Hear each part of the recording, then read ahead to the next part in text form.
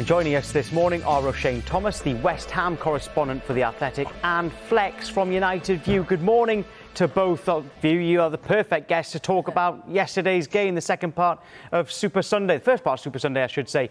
Manchester United, Flex, they are top of the table. You will like hearing that. But joint, of course, with Chelsea and Liverpool. They won at West Ham yesterday. How much did they need that after the result in midweek? As you said there, Tom, joint. Let's not get carried away.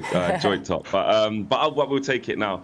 After what happened midweek in the Champions League, we absolutely needed to bounce back. The social media vultures were out for Solskjaer. You know, all of a sudden, Antonio Conte was trending, Zinedine Zidane was trending, Ollie out was trending, which always happens after a loss. You kind of get that reaction, which I don't particularly agree with. But it was a performance yesterday that had a lot of steel to it. A lot of characters showed up as individuals. The performance level as a team maybe did vary because West Ham, I thought, made it very difficult for us at times. And the emotion at the end of the game, the turn of events that we saw. But essentially, it's another away win for Manchester United. Unbeaten again on the road. We continue that. And it's always like we seem to go a goal down and that kicks us into gear. We seem to get that reaction from the players as well. So a very, very hard fought win, but a massive win in the context of what we needed to do to bounce back from midweek for sure. Roshane, did you have premonitions that it might just be Lingard that scored the winner yesterday? Of course, you just knew he was going to score the winner. As soon as he went out to warm up, you just knew, yeah, this guy's going to score the winning goal. But to be fair to Lingard, his celebrations were rather subdued, so that showed the respect he has for West Ham, of course. He had a good ovation from supporters when he went out to warm up. And yeah, Lingard's scoring goals at the stadium, but unfortunately it's not for Claret and Blue. And I guess the main talking point which we're going to, that decision to make Mark Noble take the penalty at the end. Looking back now, I still think it was the right decision for Moyes, because look at Noble's record. Prior to yesterday, it's been 5 years since he last missed a penalty, that being against Burnley, December 2016. So, bar Noble, you've got Rice, you could take a penalty, but he missed his last spot kick against West Brom. Antonio suspended, he's also missed. Lingard missed when he was here alone. So, bar Noble, there isn't an obvious penalty taker, and that's been West Ham's problem because they missed 4 of their last 5 penalties. So, I can see people being like, oh, why on earth did he bring on Mark Noble? It should have been Mark Noble, but he's the obvious penalty taker, so. You know, down if you do, down if you don't. If he goes in, Moyes is a genius. If he doesn't go in, Moyes, what on earth are you doing? So that's how it goes sometimes. Well, Roshane, I admit when I saw Mark Noble coming in, I thought it was definitely the right decision. OK, I was proved wrong. You thought it was the right decision. So I guess the same thing. But Flex, when you saw Mark Noble coming on just to take the penalty, what did you think? I'm not going to lie to you guys and the fans around me. I just sat down. I sat down because I thought, here's a player coming on, and as Roshane says, he never misses. And as much of a legend David De Gea is, he never saves penalties. And it was the two ingredients. It was the exact 2 ingredients that I suppose makes an amazing football match and just really leaves both sets of fans in disbelief. The scenes of joy, in contrast to what Roshane was saying there in the away end when David saved that penalty, were just absolutely unreal. We just couldn't believe it. And you know what? I'm so happy for David De Gea. I did say this yesterday in our match reviews after the game. I'm so happy for him because, you know, to go through that Villarreal heartache, he didn't save a penalty in that final, and obviously the deciding penalty fell to him and he missed, which can happen.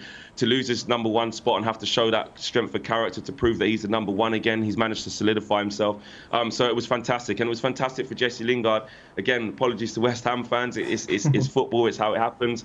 But for him after midweek, you know, to be on the wrong end of it, it just shows you the mental strength that Jesse Lingard has to stick it in the top corner, like Roshane says. Handle his emotions, not celebrate. It was perfect from Jesse Lingard. So really happy for those 2 players. And Roshane, yesterday's performance, it wasn't the win that you wanted, but it just shows as a club how far West Ham have come in a relatively short space of time, doesn't it? What should be the expectations for them this season? It should again to be the challenge for Europe. We have the personnel, we have squad depth right now following the arrivals of Nikola Vlasic, Kurt Zouma, Alphonso Areola, Alex Kral. We can definitely do it. And after the match, we saw the likes of Kurt Zouma fall to the ground, Declan Rice, Lucas Fabianski. So it shows how close West Ham were to getting a point. Previously, the belief would have been, hopefully we don't lose by a massive margin here. Whereas now, West Ham going to see these sort of games knowing they can get a win. So that shows how the culture at the club has changed. And look, definitely disappointing not to get a point in the result yesterday, but to play Man United in midweek in the Carabao Cup, great, another chance to try and get through in the cups. Yeah, you boys get to do it all over again. Yeah, get to do it all over again. And hopefully Ollie doesn't play Lingard this time. I think he probably will, to be fair. Give him 90 minutes this time. It's the kind of game he probably will get a start, actually. Yeah. Flex, I was quite surprised to see this stat. Ole Gunnar Solskjaer's side unbeaten 29 away games now in a row. You said that, you know, when people were trending about Conte and Ole out, etc., are you saying that Ole Gunnar Solskjaer doesn't get the credit he deserves? Because a run of games like that away from home is incredible.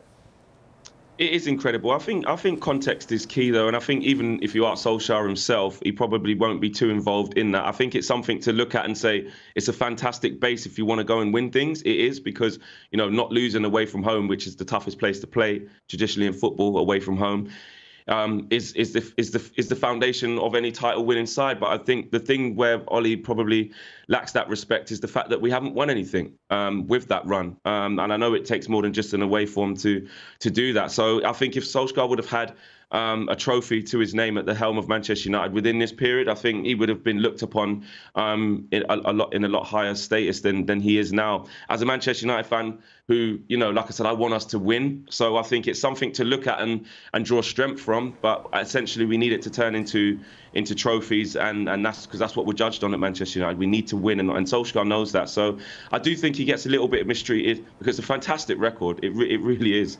And like I said, the amount of times we've gone 1-0 down in those games and come back to either take something from the game or take a win is fantastic. But we have to start winning trophies now.